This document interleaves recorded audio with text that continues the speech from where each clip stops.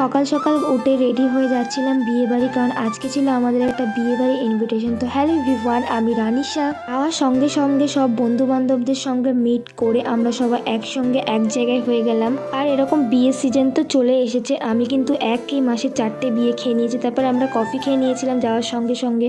তারপর আমরা গিয়ে খেতে বসে গেছিলাম। খেতে বসে তো আমাদের ভণ্ডামি শুরু হয়ে গেছে। রেড রেড ম্যাচিং হয়ে গেছে বলে এখানে হাসাহাসি চলছে।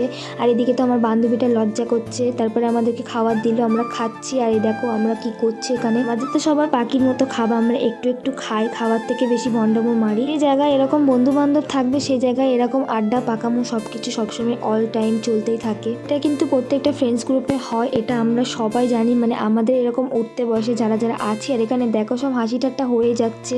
একটু একটু করে খাচ্ছি, একটু একটু করে হাসছি, একটু একটু করে আড্ডা মারছি। তারপরে খাওয়া দাওয়াটা ঝাপ করে কমপ্লিট করে আমরা আইসক্রিম নিয়ে বাইরের দিকে চলে গেছিলাম, কারণ আমরা সবাই মিলে একটা গ্রুপ ফটো তুলবো বলে। আমি শুধু এই বান্ধবীটা দেখাচ্ছি কারণ এ ফেস দেখায় আর ওরা ফেস দেখাতে চাই না। আর নাকি আইফোন 17 নিয়ে ওর ফোন খুঁজছে। আর এদিকে দুটো ছোট ছোট ফোন ও কোথা থেকে জোগাড় করেছে জানি না। আমি এরকম জোর জবরদস্তি ভিডিও করছিলাম বলে আমাকে সরিয়ে ইগনোর করে বলে আমি চেয়ার দিয়েছি তুই বস। মানে মানা যায়? এই চেয়ারে আমি বসলে তো চেয়ারটা পুরো ফেটেই যাবে। চেয়ারটাকে ইগনোর করে আমরা সব বান্ধবীরা মিলে বাইরের দিকে যাচ্ছিলাম। আর এখান থেকে ফুল তুলে নিচ্ছিলাম। দেখো ফুল দেওয়ার তো আমার কোনো মানুষ নেই, তাই আমি আমার বান্ধবীকেই দিয়ে দিলাম। বান্ধবী আমার ফুল দেওয়া দেখে তো পুরো একদম ক্রাশ খেয়ে গেছে। এরকম ক্রাশ মানে জীবনে খাইনি। লা লা লা লা লা লা লা লা। এটা কিছুই না, একটু ফান ছিল। তো আজকের ভিডিওটা এতটা, দেখা হচ্ছে আবার নেক্সট কোনো ব্লগে। বাই।